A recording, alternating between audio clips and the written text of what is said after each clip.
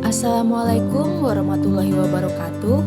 Saya Oktaviani Mutmainah akan menyampaikan materi terkait strategi dalam mewujudkan pemikiran Ki Hajar Dewantara yang berada pada topik 2 alur demonstrasi kontekstual mata kuliah Filosofi Pendidikan Indonesia.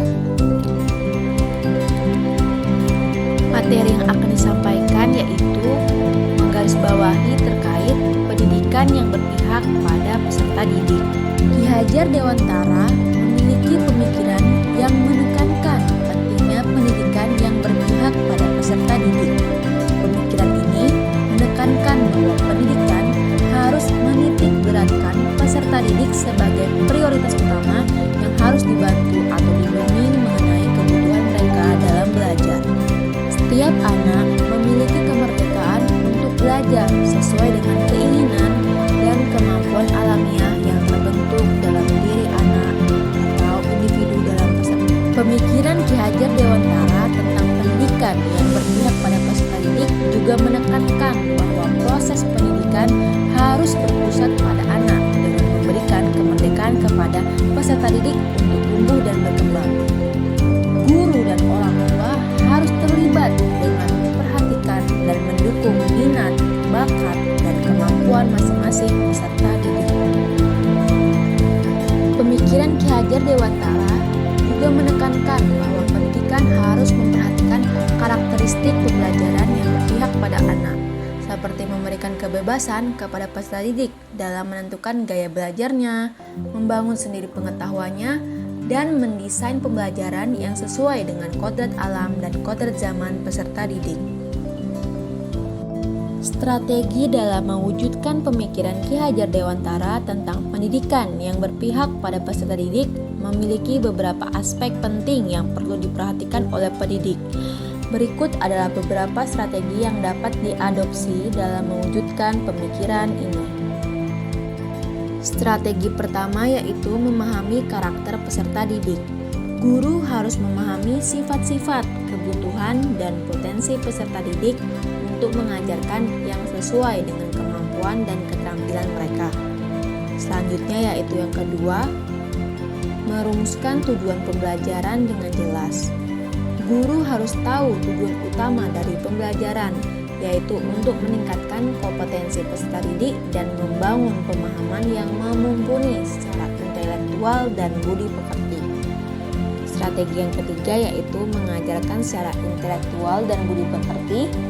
Guru harus mengajarkan secara menyesuaikan dengan tingkat kesadaran, kebutuhan, dan potensi peserta didik, serta dapat memperhatikan perbedaan antara kodrat alam, kodrat zaman, dan kodrat anak.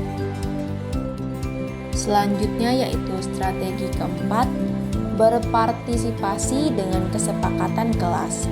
Guru harus bersikap demokratis dan memungkinkan peserta didik untuk berpartisipasi dalam proses pembelajaran, seperti memberikan kesempatan berpendapat dan membangun pemahaman sendiri. Strategi kelima yaitu mengenali peserta didik secara individu. Guru harus mengenali peserta didik lebih baik dan mengenali tes kecerdasan dominan peserta didik untuk dapat mengadaptasi strategi pengajaran sesuai dengan kebutuhan mereka. Strategi selanjutnya yaitu menggunakan model dan metode pendidikan yang menarik. Guru harus menggunakan model dan metode pendidikan yang menarik dan efektif untuk dapat menjaga kesadaran dan motivasi peserta didik dalam proses pembelajaran.